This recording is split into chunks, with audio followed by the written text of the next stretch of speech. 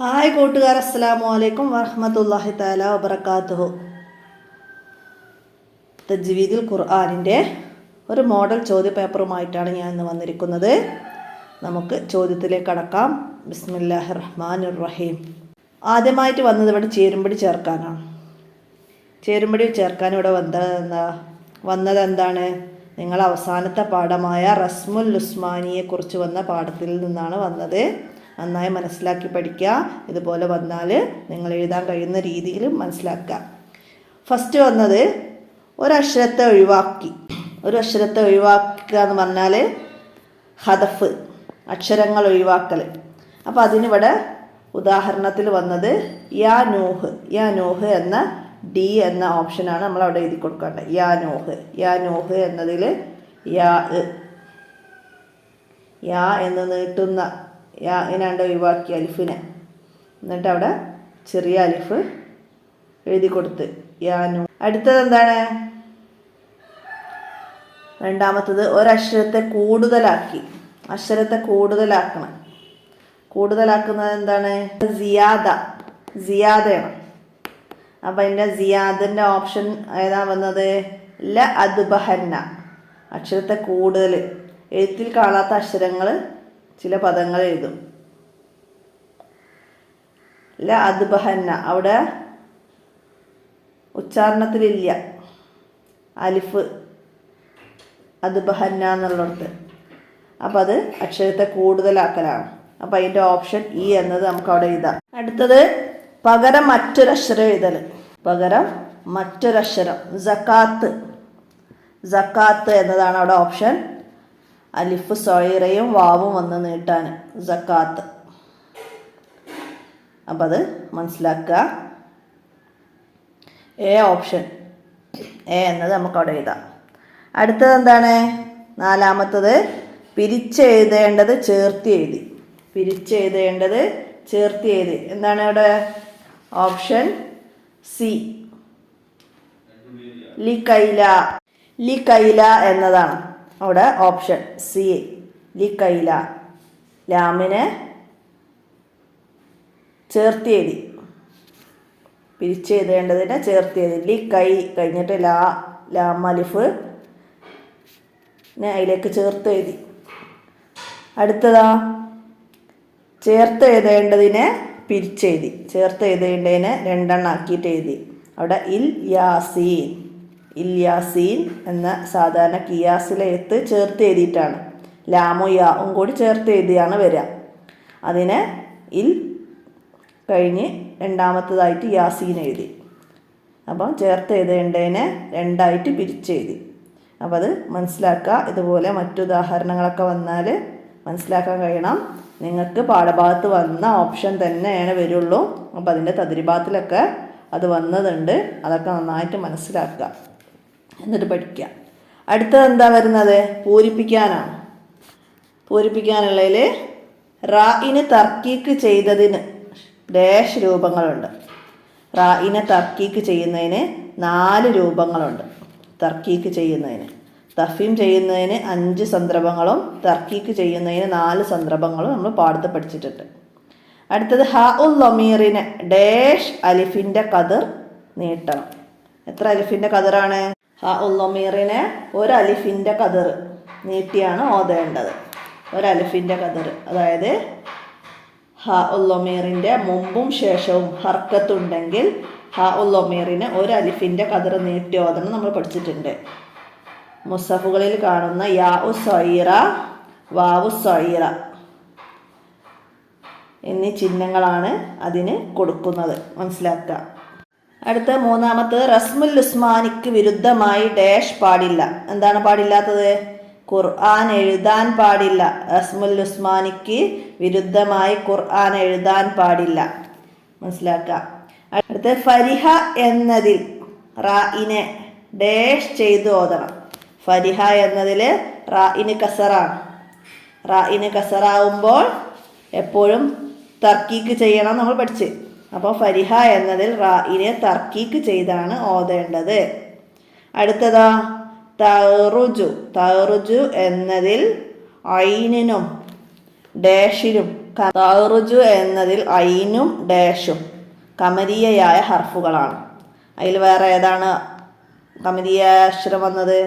അവിടെ താഉം റാഉം ശംസിയ അക്ഷരങ്ങളാണ്. അലിഫ് ലാം ഉച്ചാരണത്തിൽ വരാത്ത അക്ഷരങ്ങളാണ്. അവിടെ ഐനും ജീമും ആണ് കമരിയായ അക്ഷരങ്ങൾ. അപ്പോൾ അവിടെ ഐനും ജീമും എന്നത് നമുക്ക് അവിടെ എഴുതി കൊടുക്കാം. അടുത്തത് എന്താണ്? ബ്രാക്കറ്റിൽ ശരി അടയാളപ്പെടുത്താനാണ്.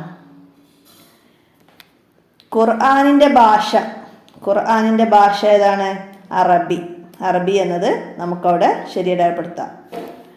അടുത്തത് റായിന് തർക്കീക്ക് ചെയ്തതിന് ഉദാഹരണം. അതിൽ റായിന് തർക്കീക്ക് ചെയ്തതിന് ഉദാഹരണം യഅരിഫൂന എന്നതിൽ റായിന് കസർ വന്നു. അപ്പോൾ അവിടെ തർക്കീക്ക്. യൗറുജു എന്നതിൽ ലമ്മ വന്നു. അപ്പോൾ തഫ്ഹീം. യദ്റഊന എന്നതിൽ റായിന് ഫത്തഹ് വന്നു. അപ്പോൾ അവിടെ തഫ്ഹീം. ഫത്തഹും ലമ്മും വരുമ്പോൾ തഫ്ഹീം ചെയ്യണം, കസർ വരുമ്പോൾ തർക്കീക്ക് ചെയ്യണം. മനസ്സിലാക്കുക. അടുത്ത ശംസിയായ അക്ഷരങ്ങളിൽ പെട്ടതാണ്. താഴെ ബ്രാക്കറ്റ് തന്ന അക്ഷരങ്ങളിൽ ഏതക്ഷരമാണ് ശംസിയയിൽ പെട്ടത് എന്നാ? താഉം സാഉം ആണ് ശംസിയ. ജീമും ഹഉം ഫാവും ഖാഫും കമരിയയാണ്. അപ്പോൾ അതുപോലെ മറ്റക്ഷരങ്ങളൊക്കെ പഠിക്കണം. എന്നാലേ നമുക്ക് ഓപ്ഷൻ ഇത് തന്നെ വരണമെന്നില്ല, എഴുതാൻ കഴിയുള്ളൂ. അടുത്തത് പരിശുദ്ധ ഖുർആനിൻ്റെ എഴുത്ത് രീതി. റസ്മുൽ ഉസ്മാനി താഴെ തന്നതിൽ റസ്മുൽ ഉസ്മാനി പ്രകാരം എഴുതിയത് ഏതാണ്?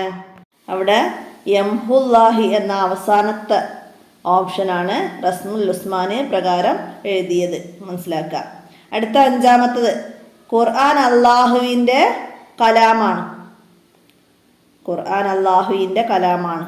രണ്ടാമത്തെ ഓപ്ഷൻ. ഒറ്റവാക്കിൽ ഉത്തരം എഴുതണം. അടുത്ത് ജംഉൽ ഖുർആൻ നടന്ന വർഷം. ഏതാണ്? ജംഉൽ ഖുർആൻ ഹിജ്റ 12-ാം വർഷത്തിലായിരുന്നു ഖുർആൻ ക്രോഡീകരിക്കപ്പെട്ടത് ഹിജ്റ 12-ാം വർഷത്തിലാണ്. മുസഫിൻ്റെ പല കോപ്പികളായിട്ട് വിവിധ നാടുകളിലേക്ക് വിതരണം ചെയ്തു. അത് ഹിജ്റ 25-ാം വർഷം കോപ്പികൾ തയ്യാർ ചെയ്ത് വിവിധ നാടുകളിലേക്ക് അയച്ചത് 25-ാം വർഷം ഹിജ്റ ഉസ്മാൻ റളിയല്ലാഹു അൻഹുവിൻ്റെ ഭരണകാലത്താണ്. അടുത്തത് കസ്റുള്ള എല്ലാ റായിനെയും എന്തു ചെയ്ത് ഉച്ചരിക്കണം? കസ്റുള്ള എല്ലാ റായിനെയും തർക്കീക്ക് ചെയ്ത് ഉച്ചരിക്കണം. തർക്കീക്ക് നേർപ്പിച്ച് ഉച്ചരിക്കണം. അടുത്തത് ഇത് ആ മുത്തമാസിലാനിക്ക് ഒരു ഉദാഹരണം. മുത്തമാസിലാനി എന്താണ്? മുത്തമാസിലാനി മഹ്റജും സിഫത്തും ഒന്നായ അക്ഷരങ്ങൾക്കാണ് മുത്തമാസിലാനി. അപ്പം അത് മഹ്റജും സിഫത്തും അപ്പോൾ ഒരുപോലെ വരുന്ന രണ്ടക്ഷരങ്ങൾ യോജിച്ച് വരുന്നതിനാണ് അവിടെ ഉദാഹരണം എഴുതേണ്ടത്. ഇൽരിബി അസാക്ക, ഇത് ഹബ്ബ ബി കിതാബി. അങ്ങനെ പാഠഭാഗത്തിൽ വന്ന ഉദാഹരണങ്ങളൊക്കെ ഉണ്ട്. രണ്ടും ഒരേപോലെ അക്ഷരങ്ങൾ വന്നത് ഒക്കെ മനസ്സിലാക്കി പഠിക്കുക. റബിഹത്ത് തിജാറത്തുഹും, ഇതൊക്കെ മുത്തമാസിലാനിയുടെ ഉദാഹരണമാണ്. വഖദ്ദഹലു മുത്തമാസിലാനിയുടെ ഉദാഹരണമാണ്. അപ്പം അതിൽ നിന്ന് പാഠത്തുനിന്ന് ഇതുപോലെ മനസ്സിലാക്കിയിട്ട് എല്ലാവരും ഓരോന്നിനും ഓരോ ഉദാഹരണം, 2 ഉദാഹരണം മനസ്സിലാക്കി പഠിക്കുക. മുത്തകാരിബാനി ഉണ്ട്, മുത്തജാനിസാനി ഒക്കെ ഉണ്ട്, ഒക്കെ മനസ്സിലാക്കി പഠിക്കുക. അടുത്തത് എന്താണ് വരുന്നത്? ഫത്തഹോ ലമ്മ ഉള്ള റായിനെ എങ്ങനെ ഓതണം? ഫത്തഹോ ലമ്മ ഉള്ള റായിനെ തഫീം ചെയ്ത് ഓതണം, കനപ്പിച്ചോതണം, തഫീം ചെയ്ത് ഓതണം. അടുത്തത് ലുഹർ എന്നതിൽ കമരിയായ അക്ഷരം ഏത്? ലുഹർ എന്നതിലെ കമരിയായ അക്ഷരം ഏതാണ്? ലുഹർ എന്നതിൽ ഹാ മാത്രമാണ് കമരിയായ അക്ഷരം ഉള്ളത്. ലോവും റാവും ശംസിയായ അക്ഷരങ്ങളാണ്. അപ്പോൾ മനസ്സിലാക്കുക. അടുത്ത ഇനി ഒറ്റവാചകത്തിൽ ഉത്തരം എഴുതാനാണ്. ഒറ്റവാചകത്തിൽ ഇദ്ഗാം എന്നാൽ എന്ത്? ഇദ്ഗാം എന്നാൽ എന്താണ്? സാക്കിനായ ഒരക്ഷരത്തെ ശേഷം വന്ന ഹർക്കത്തുള്ള അക്ഷരത്തിൽ ചേർത്ത് ശബ്ദ ചെയ്ത് ഓതുന്നതാണ് ഇദ്ഗാം. ഇദ്ഗാം എന്നാൽ ഉന്നത്ത് ചെയ്ത് ഓതുന്നതിനാണ്. അപ്പോൾ ഇവിടെ നിങ്ങൾക്ക് പാഠത്തിൽ അങ്ങനെയാണ് പറയുന്നത്. സാക്കിനായ ഒരു അക്ഷരത്തെ ശേഷം വന്ന ഹർക്കത്തുള്ള അക്ഷരത്തിൽ ചേർത്ത് ശബ്ദ് ചെയ്ത് ഓതണം. അതിനാണ് ഇദ്ഗാം എന്ന് പറയുന്നത്. അടുത്തത് ഹ ഉൽ ലമീറിനെ നീട്ടി ഓതേണ്ടത് എപ്പോൾ? ഹ ഉൽ ലമീറിനെ നീട്ടി ഓതേണ്ടത് എപ്പോഴാണ്? ഹ ഉൽ ലമീറിനെ നീട്ടി ഓതേണ്ട സന്ദർഭവും നീട്ടാൻ പാടില്ലാത്ത സന്ദർഭവും ഒക്കെ ഉണ്ട്. അപ്പോൾ അവിടെ പാഠത്ത് പറയുന്നുണ്ട്, ഹ ഉൽ ലമീറിൻ്റെ മുമ്പും ശേഷവും ഹർക്കത്തുണ്ടെങ്കിൽ ഹ ഉൽ ലമീറിന് ഒരു അലിഫിൻ്റെ കതിർ നീട്ടി ഓതണം. ഹ ഉൽ ലമീറിൻ്റെ മുമ്പും ശേഷവും ഹർക്കത്തുണ്ടെങ്കിൽ ഹ ഉൽ ലമീറിനെ നീട്ടി ഓതണം. ഹ ഉൽ ലമീർ നീട്ടി ഓതേണ്ട എപ്പോഴാണ് നീട്ടി ഓതേണ്ടാത്തത്? ഹ ഉൽ ലമീറിന് തൊട്ട് മുമ്പോ ശേഷമോ സുക്കൂന് വന്നാൽ. സുക്കൂന് ഹ ഉൽ ലമീർ അറിയാം, ഹ ഇല്ലേ? അപ്പം അത് ഹ ഉൽ ലമീറിൻ്റെ മുമ്പോ ശേഷമോ സുക്കൂന് വന്നാൽ ഹ ഉൽ ലമീറിനെ നീട്ടി ഓതാൻ പാടില്ല. ഹ ഉൽ ലമീറിൻ്റെ മുമ്പോ ശേഷമോ ഹർക്കത്ത് വന്നാൽ അവിടെ നീട്ടി ഓതണം. ഹ ഉൽ ലമീറിനെ നീട്ടി ഓതുന്നതിന് ഉദാഹരണം വരുന്നത് ഇന്നഹു കാന. ഹ ഉൽ ലമീറിൻ്റെ മുമ്പും ശേഷവും ഹർക്കത്തുണ്ടെങ്കിൽ ഇവിടെ ഹ ഉൽ ലമീറിനെ നീട്ടി ഓതണം. അപ്പോൾ മനസ്സിലാക്കുക, ഹ ഉൽ ലമീറിന് ഇവിടെ വാവു സൊയീറ. ഹ ഉൽ ലമീറിനെ നീട്ടാൻ വാവു സൊയീറ. അപ്പം അതിന് മുമ്പും ശേഷവും ലമ്മും ഫത്തഹും വന്നു ഹർക്കത്തുകൾ മനസ്സിലാക്കുക. അതുപോലെ ബിയദിഹി ഹി എന്നതിന് മുമ്പ് ഹർക്കത്ത് വന്നു, ശേഷം ഫത്തഹ് കൊണ്ടുള്ള ഹർക്കത്തും വന്നു. അപ്പോൾ ഇങ്ങനെ വരുന്നതാണ് ഹ ഉൽ ലമീർ. അപ്പോൾ ഉദാഹരണം വരുമ്പോൾ ഏതെങ്കിലും രണ്ടെണ്ണം പഠിച്ചു വെക്കുക. ഹ ഉൽ ലമീറിനെ നീട്ടി ഓതിയതിന് ഉദാഹരണം വരും ഇന്നഹു കാന. അങ്ങനെ മനസ്സിലാക്കി പഠിക്കുക. പിന്നെ നീട്ടാതെ ഓതണം ഹ ഉൽ ലമീറിനെ. ഹ ഉൽ ലമീറിനെ നീട്ടാതെ ഓതേണ്ടത് എപ്പോഴാണ്? ഹ ഉൽ ലമീറിന് തൊട്ട് മുമ്പോ ശേഷമോ സുക്കൂന് വന്നാൽ. ഇവിടെ ഇലൈ യാന് സുക്കൂന് വന്ന് ശേഷം ഹ വന്ന് ഇലൈഹി.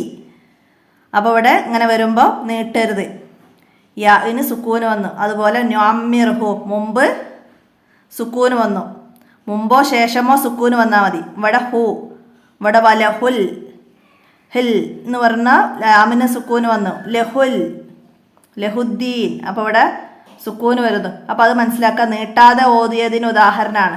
അപ്പോൾ രണ്ടെണ്ണം പഠിച്ചു വെക്കുക. വൈലേഹി തുർജഊൻ, ലഹുൽ മുൽക്കു എന്നൊക്കെ നമുക്ക് ഉദാഹരണം എഴുതാം. അപ്പോൾ അവിടെ മനസ്സിലാക്കേണ്ട ഒരു കാര്യം കൂടി ഉണ്ട്.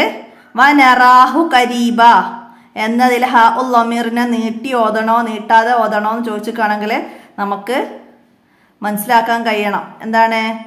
ഇവിടെ ഹർക്കത്തുകളാണ് വന്നത് മനസ്സിലാക്കുക. പിന്നെന്താണ്? അതിന് മുമ്പ് എന്താണ്? ഇവിടെ ഒരു അലിഫ് സൊയീറ ഉണ്ട്. അലിഫ് സൊയീറ എന്ന് പറഞ്ഞാൽ അലിഫ് തന്നെയാണ്. അലിഫിന് ഇവിടെ ഹർക്കത്തുകളൊന്നുമില്ല.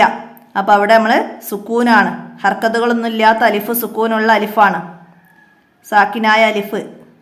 അപ്പം ഇത് ഉദാഹരണം നിന്ന് ഇതിൽ ചോദിക്കുമ്പോൾ അവിടെ ഹ ഉൽ ലമീർ നീട്ടാതെയാണോ ഓതേണ്ടത്? ഇവിടെ അത് അലിഫ് അവിടെ വന്നത് കൊണ്ടാണ് മനസ്സിലാക്കുക. അപ്പോൾ അതൊക്കെ മനസ്സിലാക്കിയിട്ട് പഠിക്കുക. തജ്വീദിൽ 8ാമത്തെ പാഠത്തിൽ പറയുന്ന ഉദാഹരണങ്ങളുണ്ട്. നീട്ടി ഓതിയത്, നീട്ടാതെ ഓതിയത്. അതുപോലെ ഹ ഉൽ ലമീറിനെ മദ്ദുൽ മുൻഫസിലോടെ ഓതേണ്ടത് എപ്പോഴാണ്? ഹ ഉൽ ലമീറിനെ മദ്ദുൽ മുൻഫസിലോടെ ഓതേണ്ടത് എന്താ? ഹ ഉൽ ലമീറിന് ശേഷം ഹംസ വന്നാൽ, അടുത്ത കലിമത്തിൻ്റെ ആദ്യത്തിൽ ഹംസ വന്നാൽ അവിടെ മുൻഫസിലോടെ ഓതണം ഹ ഉൽ ലമീറിനെ. അപ്പോൾ അതും കൂടി ഇതിൻ്റെ കൂടെ മനസ്സിലാക്കി പഠിക്കുക. അപ്പോൾ ഇവിടെ ഹ ഉൽ ലമീറിനെ മുൻഫസിലോട് കൂടി ഓതണം എപ്പോൾ എന്ന് ചോദ്യം വന്നാലോ? ഹ ഉൽ ലമീറിന് ശേഷം അടുത്ത കലിമത്തിൻ്റെ ആദ്യത്തിൽ ഹംസ വന്നാൽ അവിടെ മുൻഫസിലോട് കൂടി ഓതണം. അതുപോലെ ഇദ്ഗാം, മുത്തമാസിലാനി, മുത്തജാനിസാനി, മുത്തകാരിബാനി അത് നന്നായി മനസ്സിലാക്കുക. താഉം താഉം മഹ്റജും സിഫത്തും ഒന്നായ അക്ഷരങ്ങൾ അതാണ് മുത്തമാസിലാനി. ബാഉം ബാഉം മുത്തമാസിലാനി മനസ്സിലാക്കുക. ദാലും ലോവും ഇതാണ് മുത്തജാനിസാനി. മുത്തജാനിസാനി മഹ്റജ് യോജിക്കുകയും സിഫത്തിൽ വ്യത്യാസപ്പെടുകയും ചെയ്തു. പിന്നെന്താണ്? മുത്തകാരിബാനി. മുത്തകാരിബാനി എന്താ മനസ്സിലാക്കേണ്ടത്? ഖാഫും കാഫും ലാമും റാവും ഈ 2 അക്ഷരങ്ങൾക്കാണ് മുത്തകാരിബാനി ഉള്ളത്. മഹ്റജ് കൂടുതൽ എടുത്തിരിക്കുകയോ സിഫത്തിൽ യോജിക്കുകയോ ചെയ്തതാണ് മുത്തകാരിബാനി മനസ്സിലാക്കുക. അപ്പോൾ ഈ 2 അക്ഷരങ്ങൾക്കാണ് മുത്തക്കാരിബാനി ചെയ്യുന്നത് ലാമും റായിനും കാഫിനെ കാഫിലേക്കും. അതാണ് നമ്മുടെ ഖിറാഅത്തിന്റെ ഇമാമ് ആസിം റഹിമല്ലാഹു ഇദ്ഗാം ചെയ്തിട്ടുള്ളൂ. അപ്പോൾ ഖിറാഅത്തിന്റെ ഇമാമാണ് ആസിം റഹിമല്ലാഹു. മനസ്സിലാക്കി പഠിക്കുക. ഈ ഉദാഹരണങ്ങൾ എഴുതാൻ വന്നാൽ ഇത് രണ്ടും മനസ്സിലാക്കി പഠിക്കുക. ആ പാഠത്തിൽ നെസ്സിൽ യോജിച്ച് ചേർക്കാൻ തന്നിട്ടുണ്ട്. അപ്പോൾ അതൊക്കെ പാഠഭാഗത്ത് നോക്കിയിട്ട് മനസ്സിലാക്കി ഒന്നും കൂടി പഠിക്കുക. അടുത്തത് കമരിയായ ഹർഫുകളുടെ പ്രത്യേകത എന്ത്? കമരിയായ ഹർഫുകളുടെ പ്രത്യേകത എന്താണ്? കമരിയായ അക്ഷരങ്ങൾക്ക് അലിഫ് ലാം ഉച്ചാരണത്തിൽ വരുന്നതാണ്. കമരിയായ അക്ഷരങ്ങളുടെ മുമ്പ് വരുന്ന അലിഫ് ലാമിനെ, പദങ്ങളിലെ അലിഫ് ലാമിനെ വ്യക്തമാക്കിയിട്ട് ഉച്ചരിക്കണം. അടുത്തത് അലിഫ്, വാവ്, യാ എന്നീ അക്ഷരങ്ങൾ തഫീം ചെയ്ത് ഓതണം. എപ്പോഴാണ് അലിഫ്, വാവ്, യാ എന്നിവയെ തഫീം ചെയ്ത് ഓതേണ്ടത്? തഫീമിൻ്റെ അക്ഷരങ്ങളെ നീട്ടാൻ വരുന്ന അലിഫ്, വാവ്, യാ എന്നീ അക്ഷരങ്ങളെ തഫീം ചെയ്ത് ഓതണം. തഫീമിൻ്റെ ഹർഫുകളെ നീട്ടാൻ വന്ന അലിഫിനെയും വാവിനെയും യാഇനെയും തഫീം ചെയ്തുകൊണ്ട് ഓതണം. മനസ്സിലാക്കുക. അതുപോലെ തർക്കീക്കിൻ്റെ ഹർഫുകളെ നീട്ടാൻ വന്ന അലിഫ്, വാവ്, യാ. തർക്കീക്കിൻ്റെ ഹർഫുകളെ നീട്ടാൻ വന്നാൽ അലിഫും വാവും യാവും വന്നാൽ അവിടെ നമ്മൾ തർക്കീക്ക് ചെയ്യണം. അപ്പോൾ അത് മനസ്സിലാക്കുക. അടുത്ത ചോദ്യം, റായിനെ തർക്കീക്ക് ആക്കേണ്ട രണ്ട് സന്ദർഭങ്ങൾ, രണ്ട് സ്ഥലങ്ങൾ ഏതൊക്കെയാണ്? റായിനെ തർക്കീക്ക് ആക്കേണ്ട രണ്ട് സ്ഥലങ്ങൾ.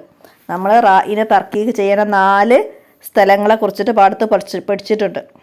നിങ്ങളെ 3ാമത്തെ പാഠത്തിൽ മുഴുവനായിട്ട് പറയുന്നുണ്ട് അതിനെക്കുറിച്ചിട്ട് 4 സന്ദർഭങ്ങളും. 2 പാഠങ്ങൾ അതിനെക്കുറിച്ച് വിശദമായിട്ട് പറഞ്ഞു തരുന്നതാണ്. 3ാമത്തേൽ 4 സന്ദർഭങ്ങൾ ഒരുമിച്ച് പറയുന്നുണ്ട്. അപ്പോൾ അതിലൊരു സന്ദർഭം നമുക്ക് എഴുതാം. എന്ത്? റായിന് ഹർക്കത്ത് കസറാവുക. അടുത്തത് സുക്കൂനുള്ള റായിന് മുമ്പ് കസറാവുകയും ശേഷം ഇസ്തീലായിൻ്റെ ഹർഫ് ഇല്ലാതിരിക്കുകയും ചെയ്യുക. സാക്കിനായ റായിന് മുമ്പ് സുക്കൂനുള്ള യാ ഉണ്ടാവുക. അപ്പോൾ റായിനെ തർക്കീക്ക് ചെയ്യണം. അതുപോലെ സാക്കിനായ റായിന് മുമ്പുള്ളത് സുക്കൂനായ അക്ഷരവും അതിന് മുമ്പുള്ളത് കസറും ആവുക. അതൊക്കെ തർക്കീക്ക് ചെയ്യേണ്ട സന്ദർഭങ്ങളാണ്. മനസ്സിലാക്കിയിട്ട് പഠിക്കുക. 2 സന്ദർഭങ്ങളാണ് ഇവിടെ എഴുതാൻ വന്നത്.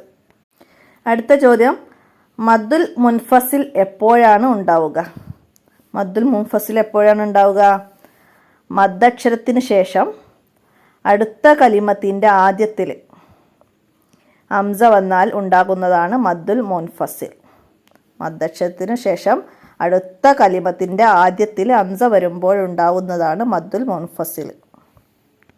അടുത്തത്, മിർസാദിലെ റായിൻ്റെ നിയമം എന്ത്? കാരണം എന്ത്? മിർസാദിലെ റായിന് തഫീമാണ് ചെയ്യേണ്ടത്. കാരണം എന്താണെന്ന് വെച്ചാൽ സുക്കൂനുള്ള റാ അതിന് മുമ്പുള്ള അക്ഷരം കസറാവുകയും സുക്കൂനുള്ള റായിന് ശേഷം ഇസ്തീലായിൻ്റെ ഹർഫ് ഉണ്ടാവുകയും ചെയ്തു. സ്വാദ് ഇസ്തീലായിൻ്റെ ഹർഫ്. അപ്പോൾ സുക്കൂനുള്ള റായിന് മുമ്പ് കസറാവുകയും സുക്കൂനുള്ള റായിന് ശേഷം ഇസ്തീലായിൻ്റെ ഹർഫ് വരികയും ചെയ്തത് കൊണ്ടാണ് അവിടെ തഫീം ചെയ്ത് ഓതിയത്. അപ്പോൾ അവിടെ തഫീമാണ്. അടുത്ത, ഷംസിയായ ഹർഫുകളുടെ പ്രത്യേകത എന്ത്? ഷംസിയായ അക്ഷരങ്ങളുടെ തുടക്കത്തിൽ അലിഫ് ലാം ഉണ്ടെങ്കിൽ ആ അക്ഷരങ്ങളെ എന്താണ്? ഉച്ചരിക്കരുത്. 14 അക്ഷരങ്ങളുണ്ട് ഷംസിയായ അക്ഷരങ്ങൾ. അപ്പോൾ ആ 14 അക്ഷരങ്ങൾക്ക് മുമ്പും അലിഫ് ലാം വന്നാൽ വായനയിൽ ഉൾപ്പെടാത്ത അത് ഉച്ചരിക്കണം. അപ്പോൾ ഷംസിയായ അക്ഷരങ്ങൾക്ക് മുമ്പ് അലിഫ് ലാം വന്നാൽ അവിടെ ഇദ്ഗാം ചെയ്ത് ഓതണം. അതാണ് ഷംസിയായ അക്ഷരങ്ങളുടെ പ്രത്യേകത. അതാണ് അവിടെ എഴുതേണ്ടത്. ഇനി അടുത്തത് 5 വരിയിൽ കുറയാതെ എഴുതാനാണ്. ഇദ്ഗാമിനെ കുറിച്ചിട്ടാണ് അവിടെ എഴുതേണ്ടത്. അപ്പോൾ നമ്മൾ നേരത്തെ പറഞ്ഞു ഇദ്ഗാമിനെ കുറിച്ചിട്ട്. ഇദ്ഗാം മുത്തമാസിലാനി, ഇദ്ഗാം മുത്തജാനിസാനി, ഇദ്ഗാം മുത്തക്കാരിബാനി. ആ 3 നന്നായിട്ട് പഠിച്ച് നമുക്ക് അതിനെ 3നെയും കുറിച്ചിട്ട് എഴുതണം. സാക്കിനായ ഒരക്ഷരത്തെ ശേഷം വന്ന ഹർക്കത്തുള്ള അക്ഷരത്തിൽ ചേർത്ത് ഷദ് ചെയ്ത് ഓതുന്നതിനാണ് ഇദ്ഗാം എന്ന് പറയുന്നത്. അപ്പോൾ അവിടെ മുത്തമാസിലാനി എന്താണെന്നും മുത്തക്കാരിബാനി എന്താണെന്നും മുത്തജാനിസാനി എന്താണെന്നും പാഠഭാഗത്ത് നോക്കിയിട്ട് നന്നായിട്ട് പഠിച്ച് മനസ്സിലാക്കുക എല്ലാവരും. നമുക്ക് അടുത്ത ചോദ്യം എന്താണ്? 5 വരിയിൽ കുറയാതെ എഴുതാൻ. ജംഉൽ ഖുർആൻ. ജംഉൽ ഖുർആൻ. അപ്പോൾ ജംഉൽ ഖുർആനെ കുറിച്ചിട്ട് നമുക്ക് എന്ത് എഴുതാം? അപ്പോൾ നിങ്ങളൊരു പാഠഭാഗം തന്നെ ഉണ്ട് ജംഉൽ ഖുർആൻ എന്ന് പറഞ്ഞിട്ട്. അപ്പോൾ അതിൽ വന്നത് അള്ളാഹു താലയുടെ കലാമാണ് വിശുദ്ധ ഖുർആൻ. ജിബ്രീൽ അലൈഹി ഇസ്ലാമാണ് നബി സല്ലല്ലാഹു അലൈഹി വസല്ലമക്ക് അത് ഇറക്കി കൊടുത്തത്. ഖുർആൻ മനഃപ്പാടമുള്ള സഹാബിമാർ ശുഹദാക്കളായി. അപ്പോൾ ഉമർ റളിയല്ലാഹു അൻഹു അബൂബക്കർ റളിയല്ലാഹു അൻഹുവിനോട് അത് ക്രോഡീകരിക്കാൻ ആവശ്യപ്പെട്ടു. അബൂബക്കർ റളിയല്ലാഹു അൻഹുവിൻ്റെ നിർദ്ദേശപ്രകാരം ഖുർആൻ മുസഫിലായി ക്രോഡീകരിക്കപ്പെട്ടു. ഹിജ്റ 12-ാം വർഷത്തിലായിരുന്നു അത്. അങ്ങനെ ഹിജ്റ 25-ാം വർഷം ഉസ്മാൻ റളിയല്ലാഹു അൻഹുവിൻ്റെ ഖിലാഫത്ത് കാലത്ത് മുസഫിൻ്റെ പല കോപ്പികളും പകർത്തി വിവിധ നാടുകളിലേക്ക് വിതരണം ചെയ്തു. അപ്പോൾ അത്രയും ജംഉൽ ഖുർആനെ കുറിച്ച് പാഠഭാഗത്തു നിന്ന് മനസ്സിലാക്കി പഠിക്കാം. അപ്പോൾ ഇത്രയും ആണ് ഈ ചോദ്യപേപ്പറിൽ വന്നത്. അപ്പോൾ എല്ലാവരും ഉപകാരപ്പെടുത്തുക. നമ്മൾ മുമ്പ് ചെയ്ത ചോദ്യപേപ്പറുകളിലൊക്കെ മറ്റു പല ചോദ്യങ്ങളുമാണ് വന്നത്. അപ്പോൾ അതൊക്കെ മനസ്സിലാക്കി എല്ലാവരും ഉപകാരപ്പെടുത്തി പഠിക്കുക. പാഠഭാഗത്തിൽ ഇമ്പോർട്ടൻ്റ് ആയിട്ടുള്ള ചോദ്യങ്ങൾ തന്നെയാണ് എല്ലാ ക്വസ്റ്റ്യനിലും വന്നത്. എല്ലാവരും മനസ്സിലാക്കി ഉപകാരപ്പെടുത്തുക. നിങ്ങൾക്ക് മറ്റു പേപ്പറുകളൊന്നും ലഭിക്കാത്തവർ ഒന്ന് എനിക്ക് കമൻറ്റ് ചെയ്താൽ മതി. കമൻറ്റ് ഓഫായാൽ എൻ്റെ മൊബൈൽ നമ്പറിലൊന്ന് മെസ്സേജ് ചെയ്യുക. 82 89 89 29 85. അവർക്ക് ഞാൻ പ്ലേലിസ്റ്റിൻ്റെ ലിങ്ക് അയച്ചു തരാം. അപ്പോൾ ഇന്നത്തെ വോയിസ് ഇവിടെ അവസാനിപ്പിക്കുകയാണ്. അസ്സലാമു അലൈക്കും വറഹ്മത്തുള്ളാഹി വബറകാതുഹു.